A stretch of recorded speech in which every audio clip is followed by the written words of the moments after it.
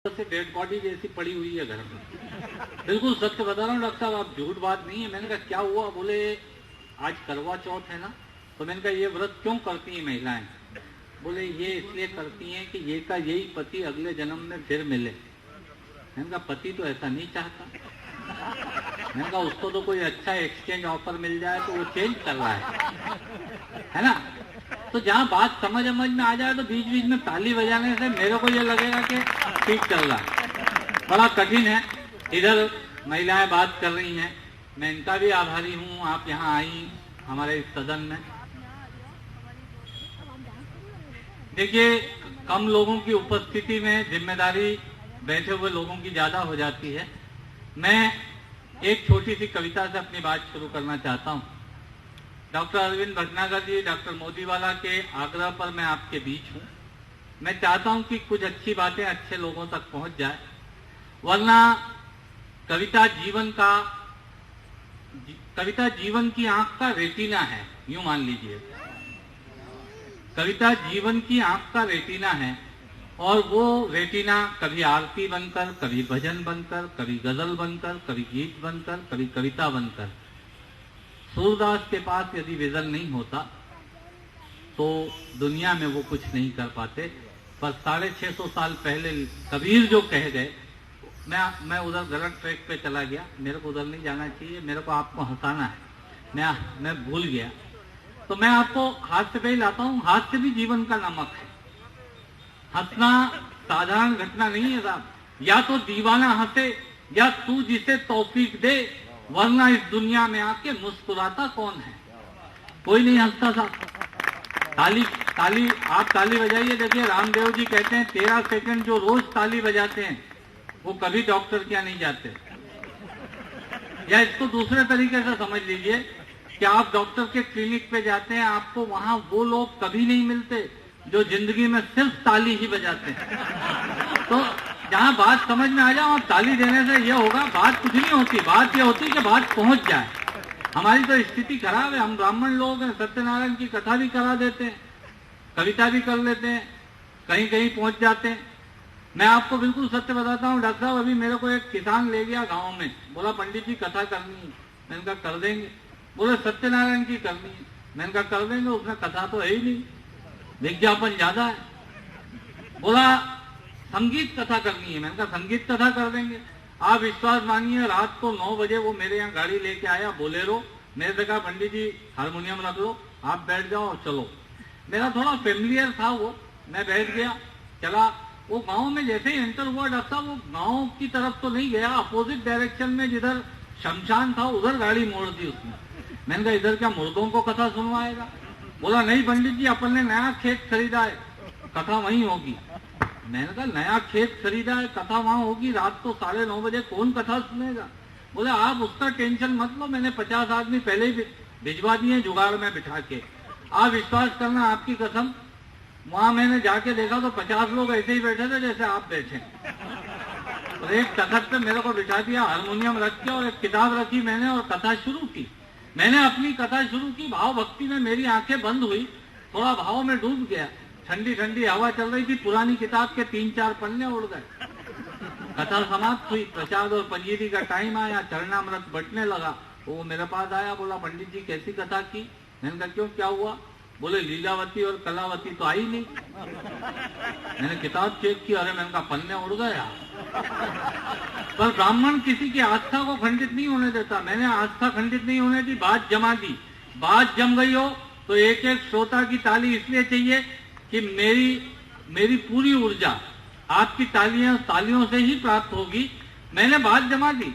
मैंने उसको कहा एडवांस पेमेंट मत करिए। ये वो लोग हैं जो ICICI से फाइनेंस कराते हैं, वो लोन देने के पहले ही चेक ले लेते हैं। तो बात सुनने के बाद मन करे तो ताली बजाइएगा। मैंने उस किसान से कहा, मैंने कहा देख पटेल इधर आ।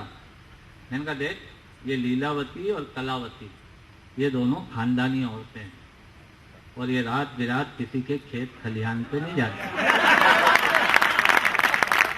मैंने कहा इनको बुलाना हो तो घर पे कथा करा, गारंटी सोफे पे से 2 दिन हिलने नहीं दूंगा। बात जम जानी चाहिए, बात जम जाती है तो बात बन जाती है। अभी मैं प्रेम चौधस को बंबई उतरा। प्रेम चौधस आप समझते हैं, वैलेंटाइन डे। अपन तो भारतीय लोग हैं ना, हर चीज को, त्योहार को अपने हिसाब से करते हैं।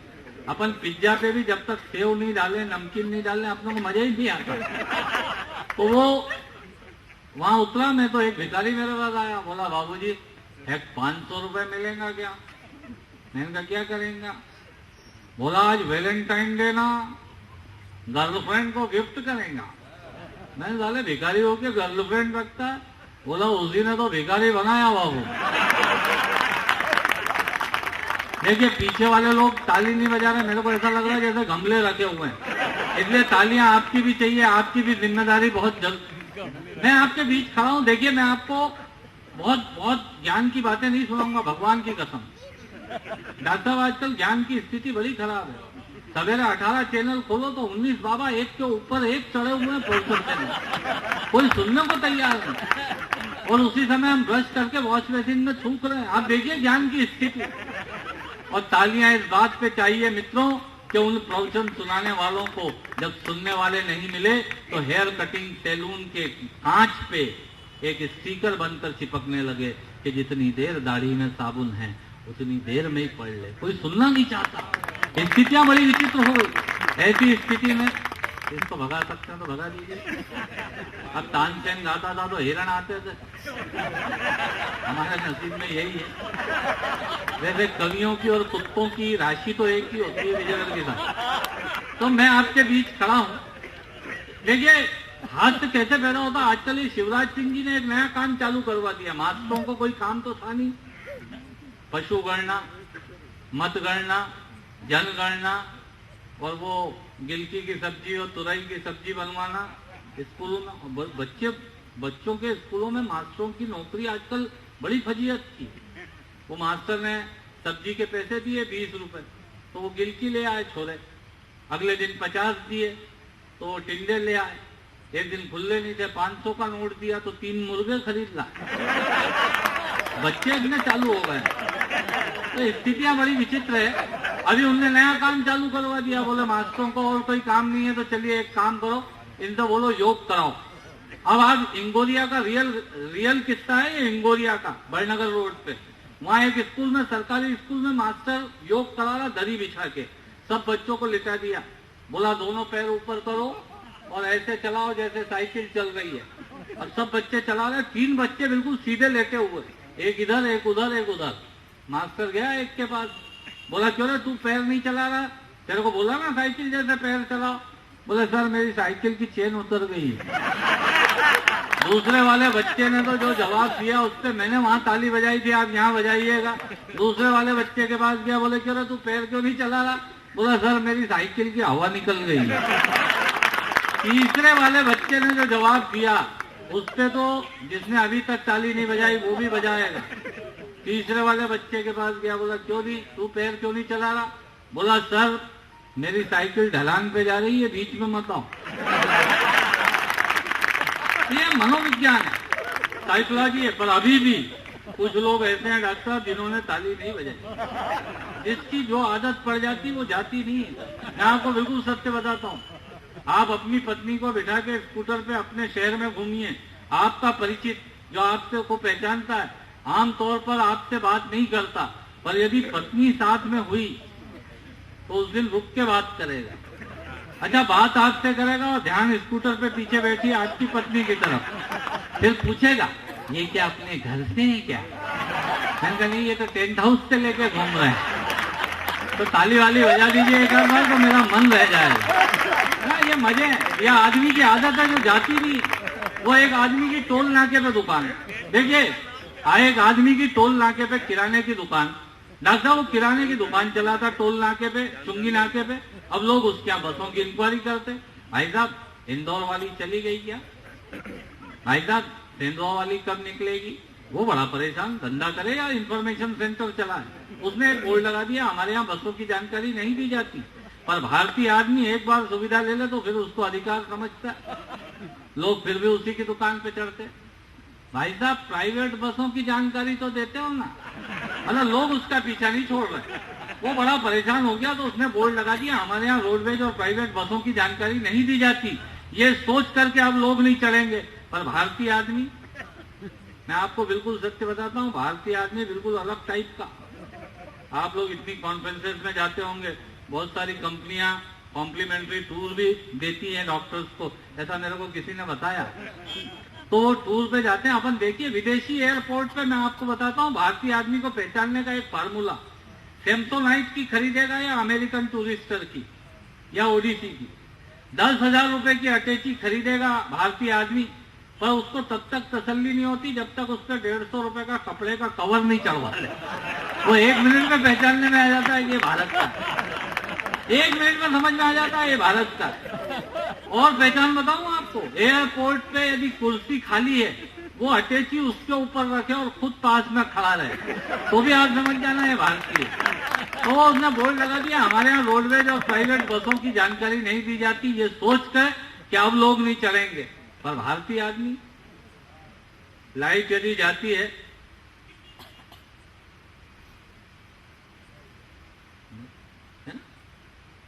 इस टाइम में 2 ही लोगों के मोबाइल आते हैं, या तो उधार वालों के या जुगाड़ वालों के। आजकल मोबाइल वही लोग मेंटेन कर रहे हैं जिनके स्कूटर रिजर्व में चल रहे हैं। तो मैं आपके बीच मैं बता, उसने बोर्ड लगा दिया हमारे यहाँ। देखिए हमारे पास, मेरे पास कोई सिंथेसाइजर, हारमोनियम, तबला, ढोलक, मंजीरा कुछ नहीं है, सिर्फ शब्द है। शब्द से अलग अलग मेंटल लेवल के लोगों को पकड़ना एक कठिन काम है। तो एक कठिन काम यदि मैं कर रहा हूँ, तो एक कठिन काम में मदद करने की जिम्मेदारी आपकी भी बनती है। मैं ऊपर हूँ, आप नीचे हैं। मेरा ये व्यक्तिगत मत है, तराजू के जिस पलड़े में वजन ज्यादा होता है वो नीचे होता है, जो हल्का होता है वो ऊपर है। मुझे भारी बनाने की जिम्मेदारी आपकी तालियों के पास है। आप तालियां देते रहेंगे तो मेरी ऊर्जा चलती रहेगी। और उसने बोर्ड लगा दिया, हमारे यहाँ रोडवेज और प्राइवेट बसों की जानकारी नहीं दी जाती। पर भारतीय आदमी, लाइट जाएगी तो मेरा दावा है, यहाँ जितने डॉक्टर्स बैठे हैं, अपनी आत्मा पे हाथ रख के बताना मेरे को। आप, मैं बुरा मत मानिएगा, अदरवाइज भी मत लीजिएगा। अपने यहाँ लाइट जाती है तो क्या अपन डायरेक्ट एमपीबी को फोन करते हैं? नहीं करते। अपन अपने बबलू को पड़ोसी क्या भेजते हैं कि जा देख क्या उनके यहाँ है कि नहीं। फिर वो आके बताता, बोले नहीं है, बोले ठीक है, फिर वो कंप्लेन करेगा ही सही, अपने को क्या लेना है। ये भारतीय आदमी। अब उसने बोर्ड लगा दिया, हमारे यहाँ रोडवेज और प्राइवेट बसों की जानकारी नहीं दी जाती, पर लोग फिर भी चढ़ते। आपका क्या बस वालों से कोई झगड़ा वगड़ा हो गया है? मतलब लोग उसका पीछा नहीं छोड़ रहे। वो बड़ा परेशान हो गया था। अल्टीमेटली वो किसी अच्छे डॉक्टर के पास चला गया। उसने कहा, डॉक्टर मैं बहुत परेशान हूँ, क्या करूँ?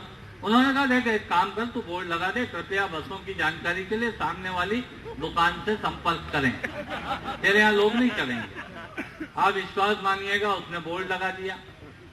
पर भारतीय आदमी, मैं आपको सत्य बताता हूँ, दूसरों के मोबाइल नंबर रट लेते हैं हम, और खुद के अंडरवियर बनियान के नंबर हमको नहीं मालूम रहते।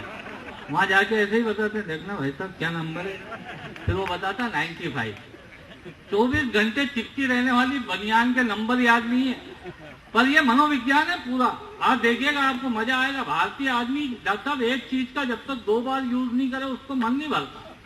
वो टूथब्रश खराब हो जाएगा तो फेंकेगा नहीं, चाकू गरम करके उसको काटेगा, और बचे हुए हिस्से से पजामे और पेटीकोट में नाड़ा डालने का हिस्सा, और वो आगे वाला पीस बचेगा उससे मूंछ दाई करने का ब्रश बना लेगा। फेंकेगा नहीं, फालतू किसी चीज को नहीं फेंकेगा।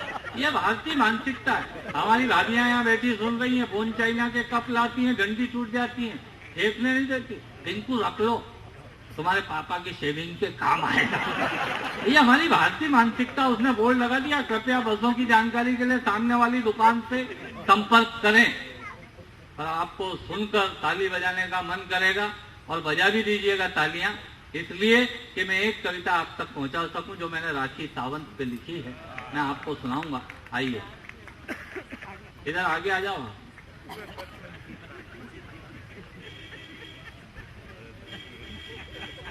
इनको राष्ट्रपति पुरस्कार प्राप्त टीचर हैं ये, और ये रिटायर हो गई हैं, चौरसिया मैडम। हम इनका स्वागत करते हैं। और उनके साथ जो हैं वो, उनको कोई पुरस्कार नहीं मिला। मैं आपको बता रहा था, उसने बोर्ड लगा दिया, कृपया बसों की जानकारी के लिए सामने वाली दुकान से संपर्क करें। लोग फिर भी उसी की दुकान पे चलते। ये क्या आपके छोटे वाले भाई की दुकान है? मतलब लोग उसका पीछा नहीं छोड़ा। परेशान हो गया डॉक्टर साहब, उसने वो दुकान बेच दी और उसी रोड पे आगे जाके एक पुलिया के पास एक दुकान खोली। डॉक्टर साहब, मित्रों, इस बार शहर का विस्तार हुआ। अब चुंगी नाके को आगे बढ़ाया गया। चुंगी नाका फिर उसकी दुकान के पास पहुंच गया। ये हालत है हमारी। मैं आपके बीच खड़ा हूँ। एक कविता मैं राखी सावंत से सुनाता हूँ। बहुत बढ़िया डांस किया हमारे कुशवाहा जी ने, बढ़िया ढोलक बजाई, आपने बहुत बढ़िया संचालन किया। मैं आपका नाम नहीं जानता हूँ, पर गर्मी में आप जो सूट और टाई पहन के आए उससे मुझे लग रहा है कि आप काफी अच्छे संचालक हैं। मजे हैं जीवन के, आनंद लीजिएगा। मेरी किसी बात को ज्यादा गंभीरता से मत लीजिएगा, ना मैं गंभीर हुआ कभी। मैं आपको अभी मैं नासिक गया डॉक्टर साहब, तो वहाँ एक औरत एक बच्चे को सुला रही गली में और उससे बोली सो जा MBA, सो जा, सो जा MBA, सो जा। मेरे को आश्चर्य हुआ था, मैं तो वहीं रुक गया। मैंने कहा बहन जी आपका बच्चा है? बोले नहीं, ये अपनी गुट्टी का है। मैंने कहा इसका नाम MBA है? बोले हाँ। मैंने कहा बड़ा विचित्र नाम है। बोले नहीं, वो चेन्नई गई थी ना MBA करने, डिग्री तो नहीं लाई, ये ले आई, उसका नाम ही MBA रख दिया उसने। ये रामदेव बाबा ने तो जो काम किया था वो आजकल हर प्लेटफॉर्म पे जिसको देखो उसको, जिनके सिर में 4 बाल हैं गिनती के, वो भी ट्राई कर रहा है। मैंने पूछा अभी 4-5 महिलाएं नरसिंहपुर में प्लेटफॉर्म पे बैठी हुई सब घिस रही। मैंने कहा बहन जी ये क्या कर रही? बोले नहीं, वो बाबा जी ने बताया है कि ऐसे करने से ना बाल लंबे हो जाते हैं, काले हो जाते हैं। चारों कर रही, वो एक बैठी हुई चुन्नी को ऐसे ले। मैंने कहा बहन जी आप नहीं कर रही? बोले नहीं भैया, हमने ज्यादा कर लिया था, मूछें निकल आई। कितनी हो जाती है, एक बार ढंग से ताली बजा दीजिए, अब मैं चालू हो जाता हूँ। अभी मैं चालू हुआ नहीं। तो स्थितियाँ बड़ी विचित्र, क्या करें साहब, सब तरफ बड़ा अजीब तरह का माहौल है। मेरे को राखी सावंत बेंगलोर एयरपोर्ट पे, मैं एक कवि सम्मेलन करके जैन समाज का निकला और एयरपोर्ट पे था। आजकल एयरपोर्ट भी बहुत दूर कर दिया वो, तो मैं वहाँ एयरपोर्ट पे था, तो वो मेरी तरफ घूर घूर के देख रही। अच्छा, उसके हाथ में ट्रॉली, मेरे हाथ में, मैं तो चेक इन करके सिक्योरिटी चेक में जा रहा, वो मेरी तरफ घूर घूर के देख रही। तो उसने मेरे को, मैं मन ही मन सोचूं, मैंने कहा पंडित आज तक किसी विधवा ने तेरी तरफ घूर के नहीं देखा, ये कन्या इतनी मेहरबान क्यों हो रही है? आप विश्वास करना, मैं आपके बीच में झूठ इसलिए नहीं बोल सकता क्योंकि आप सब आंखों के डॉक्टर हैं। देखिए, मैं भी दुनिया में जहाँ जहाँ आंखों के अच्छे अस्पताल हैं, चाहे वो शंकर नेत्रालय हो 18 कॉलेज स्ट्रीट रोड चेन्नई में, या ओम नागपाल हो अहमदाबाद के, या दलजीत सिंह हो, मैं भी आंखों का बड़ा पुराना खिलाड़ी हूँ। मैं आपको बिल्कुल सत्य बताता हूँ। तो मैं सब जगह जाता आता रहता हूँ, मेरे बहुत सारे लोग हैं, बहुत सारे मित्र हैं। मैं आपको बता रहा था, वो मेरी तरफ घूर घूर के देख रही। अच्छा, उसने वो गंदी सी 3-4 महीने से बिना धुली हुई वो जीन्स पहन रखी। कुशवाहा जी, वो जीन्स 3-4 महीने से बिना धुली हुई। नहीं, आजकल गंदगी फैशन है। आप देखिए, ये अजीब तरह का गरीब देश है। इस देश के बारे में भी एक टिप्पणी करूंगा तो एक एक श्रोता ताली देगा। ये अजीब तरह का गरीब देश है। यहाँ जूते और चप्पल AC शोरूम में बिकते हैं और खाने की सब्जियां नालियों के पास रखकर बेची जाती। ये अजीब तरह का गरीब देश है। और उसने वो जीन्स पहन रखी गंदी सी 3-4 महीने की बिना धुली, और बहन ऊपर से अपनी छोटी वाली सिस्टर का टॉप पहन रखा। नहीं राजा, हंसने की बात नहीं है, अपन तो मालवा के भोले लोग हैं। मेरे को लगा कि वो उसको आ नहीं रहा था, तो मेरे को लगा कि इसका गीला होगा तो छोटी वाली का पहने आई, इसलिए नहीं आ रहा। अच्छा, बीच का मध्य प्रदेश बिल्कुल खाली दिख रहा और वो तो साहब मेरे पास ही आ गई ट्रॉली लेके। मेरे से कहने लगी आई थिंक मैंने आपको कहीं देखा है। मैंने कहा जी टीवी पे देखा होगा, या गूगल पे यूट्यूब पे कभी देख लिया होगा, या मेरी साइट देख ली होगी। बोली हाँ। मैंने कहा बहन जी हमने आपको पहचाना नहीं। डॉक्टर साहब इतने सीनियर डॉक्टर्स बैठे हुए, मैं आपके सामने झूठ नहीं बोलता। मेरी शादी हुई थी उस टाइम लड़की का फोटो भेजा जाता था, ये ईमेल से नहीं होती थी। और अमेरिका के लोग इतराते हैं हमारे यहाँ ईमेल से शादी हो जाती। मैंने कहा हमारे यहाँ तो फीमेल से ही होती है, तुम्हारे यहाँ होती होगी ईमेल से। तो वो उस जमाने में तो शादी होती थी तो वो एक खास तरह का फोटो भेजा जाता था लड़की का। चौरसिया मैडम, उस जमाने में लकड़ी के वो गुलदान पे ऐसे यूं करके हाथ रख के वो वाला फोटो आता था, तो वो फोटो आया, मैंने पास कर दिया। मैंने कहा पप्पी पास।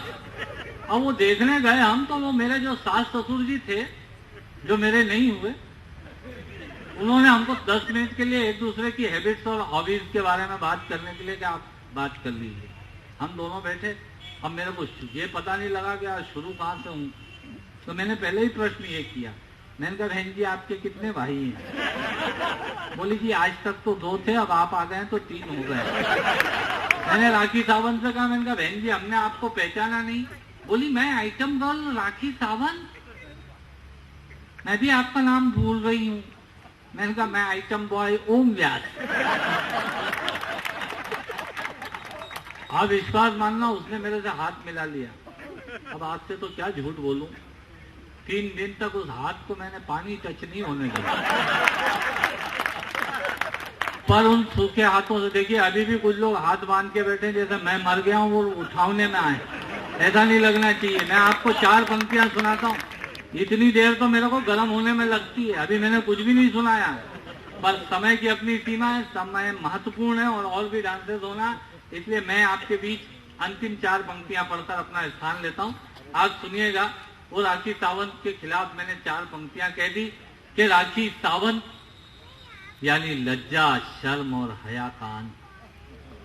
राखी सावंत यानी लज्जा, शर्म और हया का अंत। एक राखी कम कपड़ों में मंच तो सजा गई।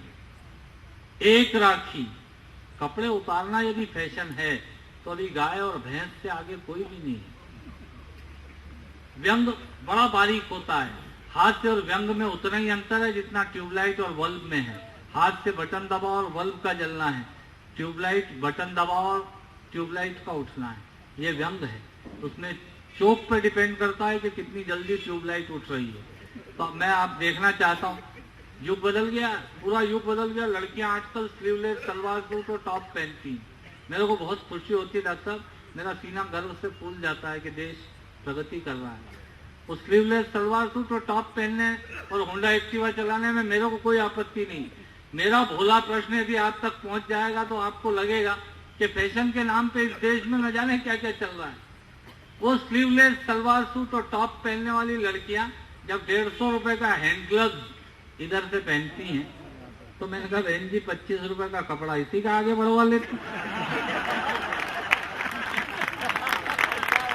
देखिए ऑब्जर्वेशन है, 3 ऑब्जर्वेशन है, मैं बता रहा हूं आपको, पर फैशन है, देश चल रहा है, अपने तरीके से चल रहा है। तो मैंने 4 पंक्तियां कह दी कि राखी सावंत यानी लज्जा, शर्म और हया का अंत। एक राखी कम कपड़ों में मंच तो सजा गई। चौथी पंक्ति कान के रास्ते दिल तक पहुंच जाए तो एक एक श्रोता ताली दे दीजिएगा, ताकि दोबारा भी मेरी प्रस्तुति 10-5 मिनट की है वो पक्की हो जाए। तो आपकी तालियां डिपेंड करेंगी। राखी सावंत यानी लज्जा, शर्म और हया का अंत। एक राखी कम कपड़ों में मंच तो सजा गई, पर उस एक राखी के कारण न जाने कितनी राखियां लजा गई, न जाने कितनी राखियां